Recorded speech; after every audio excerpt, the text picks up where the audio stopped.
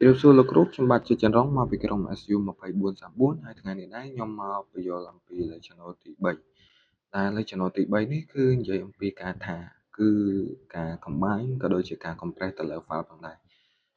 ឡូវនេះយើងចូលទៅកាន់ការ combine ដែល combine គឺភាគច្រើនគេប្រើថានៅក្នុង Ubuntu ដែលនៅក្នុង combine ក៏មាននៅ option មួយចំនួនដូចជា C V ក៏ដូចជា F option C គឺជា combine option V គឺ verbose option F គឺ specific file name មានន័យថានៅពេលដែលយើងcombine វាទៅជា file យើងអាចដាក់ឈ្មោះ file ណាមួយផងដែរឥឡូវនេះខ្ញុំចូលទៅកាន់ខ្ញុំអាច list មើល file ឬក៏ directory របស់ខ្ញុំផងដែរដែលនៅក្នុង SU2434 គឺមាន file ក៏ដូចជា directory ចំនួនប៉ុណ្ណឹងអញ្ចឹងឧទាហរណ៍ថាខ្ញុំចង់ធ្វើការ combine ខ្ញុំអាចធ្វើការថា option C VF ខ្ញុំអាចដាក់ឈ្មោះ my file មួយ dot ថាហើយខ្ញុំអាចដាក់ file របស់ខ្ញុំបានឧទាហរណ៍ដូចជា directory ទី1 dir 1 dot dir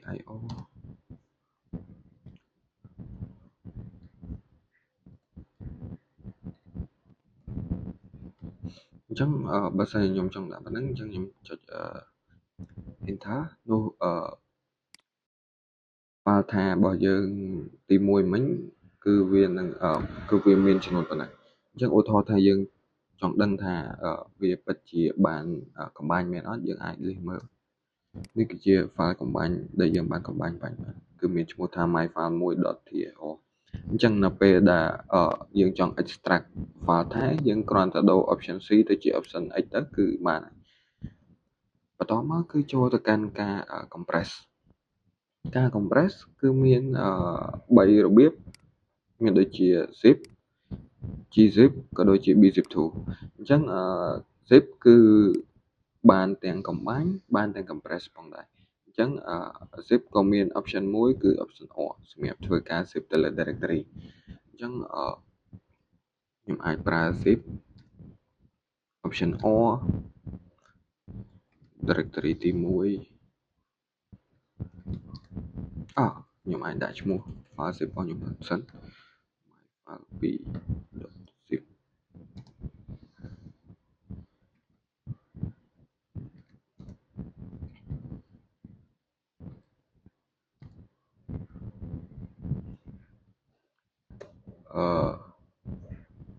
នៅកន្លែងនេះមានន័យថា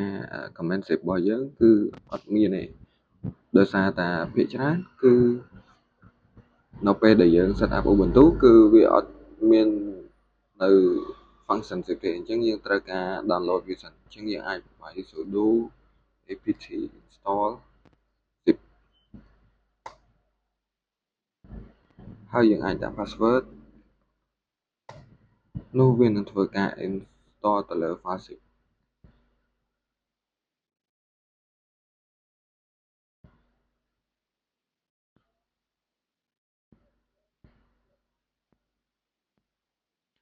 នៅពេលនេះគឺ zip បានត្រូវការ install ហើយអញ្ចឹងយើងអាច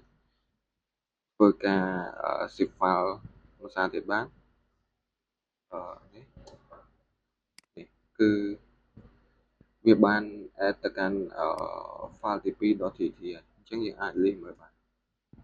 គឺ file ទី2 .zip អញ្ចឹងដូចគ្នានោះដែរបើសិនជាយើងចង់ unzip យើងគ្រាន់តែប្រើ unzip my file ទៅគឺបានអញ្ចឹងឧទាហរណ៍ថាខ្ញុំចង់ unzip ទៅលើ my file 2អញ្ចឹងខ្ញុំប្រើ unzip បន្តមកខ្ញុំដាក់ឈ្មោះ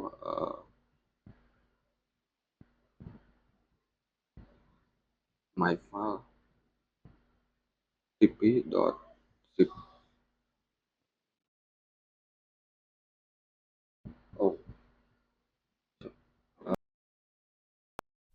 កន្លែងនេះគឺខ្ញុំវាយអក្សរខុសfile នោះគេនឹងសួរយើងថាតើយើងចង់ refresh file ទី1ដែរទេអញ្ចឹង បើសិនយើងចង់ refresh គឺយើងវាយបើអត់ចង់ទេគឺ N បើសិនយើងចង់ refresh ទាំងអស់គឺយើងចុច A អញ្ចឹងខ្ញុំចុច A វាយ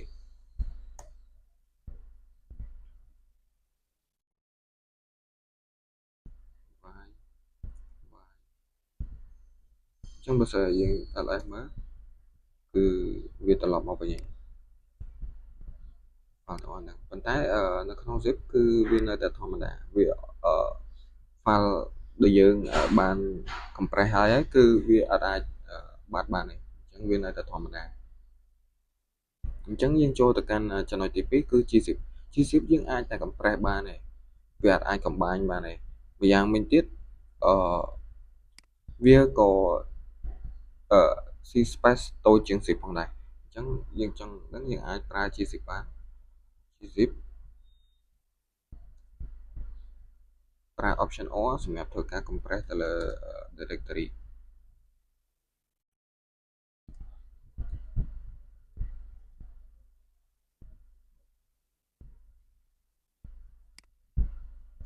អូយើងភ្លេចធ្វើការដាក់ឈ្មោះទៅលើ file compress របស់យើងអញ្ចឹងខ្ញុំធ្វើការដាក់ឈ្មោះសិន my file ទី 3.gzip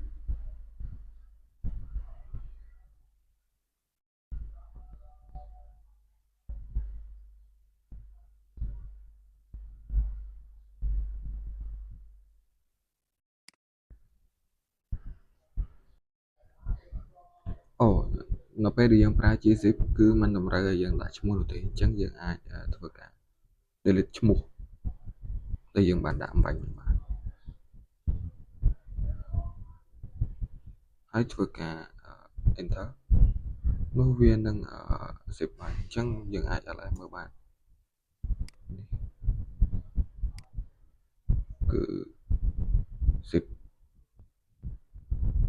អូអំបញ្ញវិញគឺយើងភ្លេចដាក់ឈ្មោះដូចនេះវានឹងធ្វើការ zip ទាំង file ទី2 file ទី1អូអត់អីខ្ញុំប្រើ gzip សាថ្មីឥឡូវនេះខ្ញុំចង់gzip នឹងវិញអញ្ចឹងខ្ញុំគ្រាន់តែវាយ command មួយគឺ g unzip ហើយខ្ញុំអាចដាក់ file របស់ខ្ញុំបានដូចជា directory ទី1 file 1ហើយនិង file 2នោះវានឹងធ្វើការ unzip ឡើងវានឹងធ្វើការ compress ឡើងវិញវានឹងធ្វើការ extract វិញបន្ទាប់មកខ្ញុំធ្វើការ zip វាសាថ្មី gzip ខ្ញុំដាក់ឈ្មោះ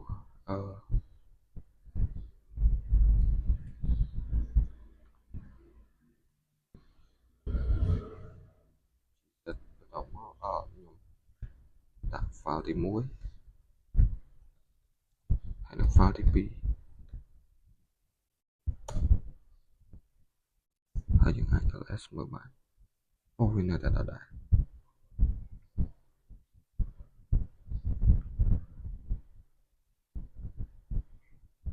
យើងធ្វើការ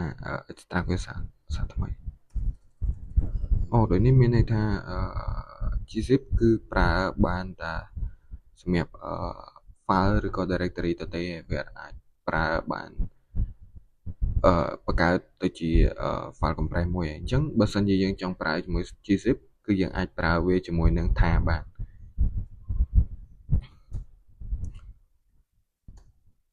បន្តមកគឺយើងចូលទៅកាន់ bzip2 bzip2 គឺ compress ដូចគ្នាប៉ុន្តែវាអត់អាចប្រើប្រាស់ជាមួយនឹង directory បានទេអញ្ចឹងខ្ញុំប្រើ bzip2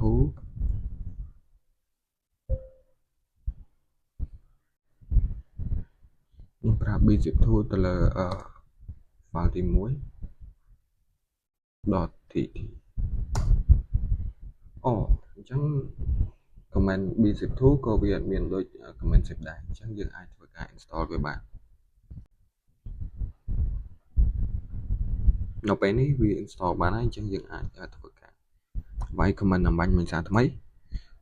នេះនៅពេលនេះគឺខ្ញុំបាន compress ទៅលើ file មួយ .tat អញ្ចឹងយើងអាចចូលមើលបាន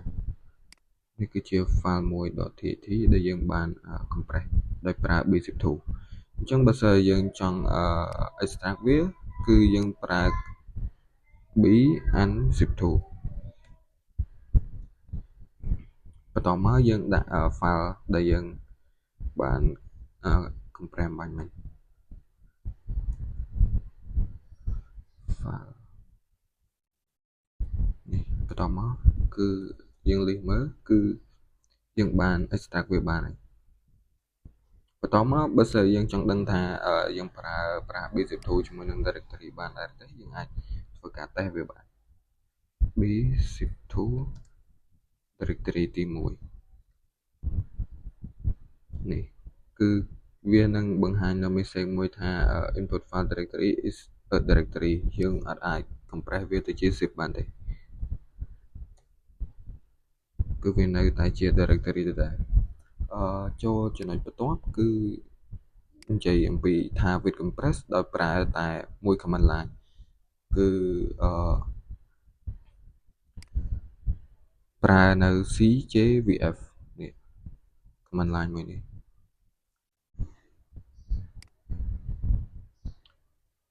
ដោយយើងបានដឹងរួចមកហើយថា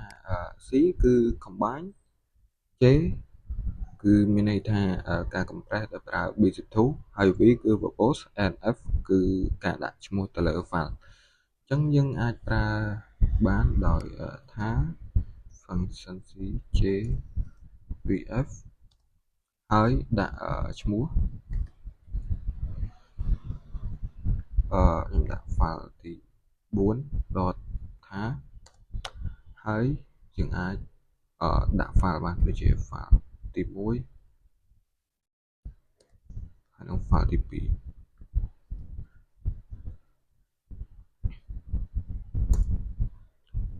នោះនៅពេលដែលយើង ls បានគឺវានឹងចេញ file ទី4 ថា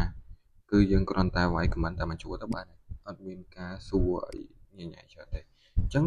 សម្រាប់ការ extract ក៏ដូចគ្នាគឺយើងដូរ PC ទៅ X ទៅបានហើយឥឡូវនេះខ្ញុំសូមធ្វើការ clear មកសិនបន្តមកគឺយើងចូលចំណុចបន្ទាប់គឺប្រើជាមួយនឹង bzip2 អញ្ចឹងសម្រាប់ bzip ឬក៏ zip ឬក៏ gzip គឺដូចនឹងថាដែរគ្រាន់តែយើងប្រើទៅលើ option